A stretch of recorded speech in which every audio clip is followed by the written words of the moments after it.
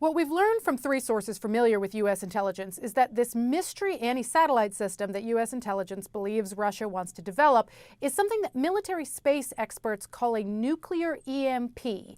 It's a nuclear weapon that would be parked in the Earth's orbit and, if detonated, would cause a massive wave of energy that would potentially cripple a vast swath of other satellites in the vicinity. Think of it less like a nuclear missile that would be fired at a particular target and more like a directed energy weapon that would spread outwards to blanket a group of targets. Now, important to emphasize that Russia hasn't developed this weapon yet. This is something that U.S. intelligence now believes that they are trying to do, but the word that U.S. officials have been using is aspirational.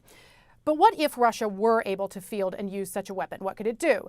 It wouldn't endanger human beings on Earth directly, officials have emphasized, but it could potentially knock out a big chunk of the commercial satellites that people rely on to go about their everyday lives, to use their cell phones, to call an Uber, to shop on Instagram, pay their bills. Experts say this kind of weapon could, for example, knock out a big constellation of SpaceX satellites that Ukraine is currently using to communicate on the battlefield and direct fire in its fight against the Russians. What's not clear is whether this weapon could or would have any impact on GPS satellites or America's nuclear command and control satellites, which operate at a higher orbit and are nuclear hardened. It's also not clear how far along the Russians are in developing a working nuclear EMP.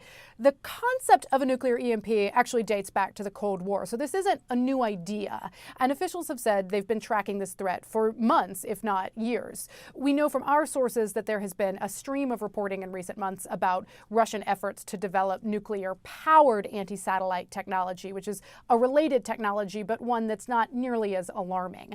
President Biden on Friday said that what so worried the intelligence community in recent weeks was that they learned that Russia had the capability to launch one of these systems. But that's not the same thing as actually having a working EMP. And Russia has had a number of high-profile failures in its nuclear development program over the years, including an accident in the wake of a failed test of a nuclear-powered cruise missile a few years back that killed a number of prominent Russian scientists. So some of the sources that I spoke to were a little skeptical that Russia would be able to make this work in the long run. Still, it is a threat that officials say is very real and something that the U.S. intelligence community is watching closely.